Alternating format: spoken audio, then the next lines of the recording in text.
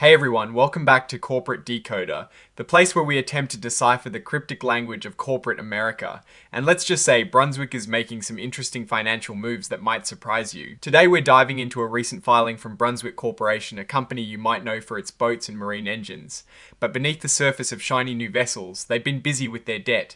Specifically, Brunswick announced some early results for a tender offer, which is basically them trying to buy back some of their own debt, their senior notes, before they are due. Think of it like a company saying, hey, we have some loans out and we want to pay them back early. Now, Brunswick has a couple of different types of these senior notes. They've got the 6.500% senior notes due in 2048, and then the 6.375% senior notes due in 2049. It is like having a few different credit cards with different interest rates and payment dates. The company usually does this when they think they can get a better deal by paying off older, possibly higher, interest debt with money they have on hand or can borrow at a lower rate. This whole tender offer kicked off on the 12th of November, and the filing we're looking at is from the 26th of November. It is detailing the early tender results. This is important because it tells us how popular their offer was with the people who hold these notes, and it seems it was quite popular. By the 25th of November, which was the deadline to tender your notes early, they had received bids to buy back a whopping $111 million worth of these notes. Now, here is where it gets interesting. Brunswick had initially planned to buy back up to $50 million of these notes, but because so many people wanted to sell them back, they decided to increase that limit, that tender cap, to $100 million. So even with the increased limit, they still received more than they were willing to buy. This means those who offered their notes early are not getting their full amount bought back. They are being prorated, meaning Brunswick will only buy back about 90.2% of what was offered. This is a pretty common scenario when a tender offer is oversubscribed like this. It signals that the market sees Brunswick as a reliable borrower, or perhaps that interest rates have changed, making early repayment attractive. The actual money changing hands, the settlement, is expected around the 1st of December. This shows that the company is actively managing its debt structure.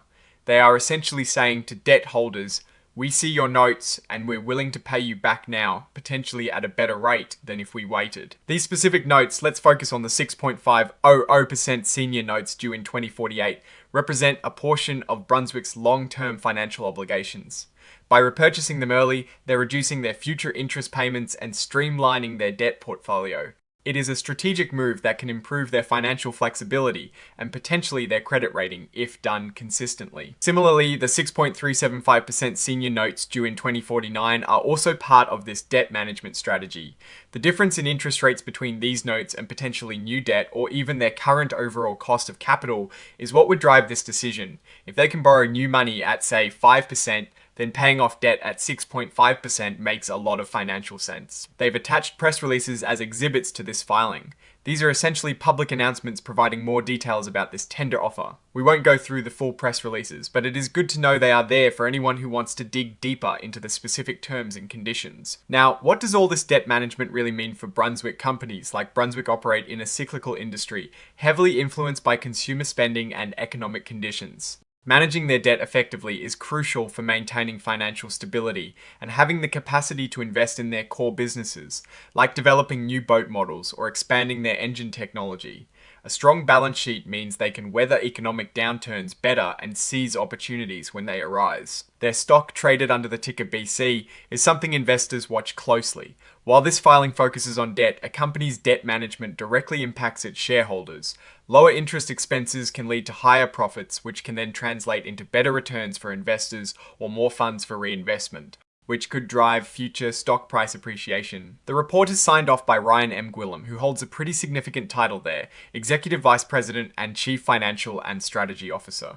This tells us that these financial decisions are being made at a very high level within the company, indicating their importance. So, looking at Brunswick's debt buyback, it appears to be a proactive step towards optimizing their financial structure.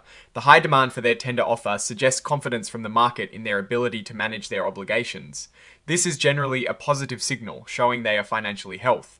The company seems to be prudently managing its liabilities, which is a good sign for its long-term stability and growth potential. While this filing doesn't detail their revenue or profit numbers directly, smart debt management is a key component of overall financial strength. It frees up capital and reduces financial risk, allowing the company to focus on innovation and market leadership in the marine industry.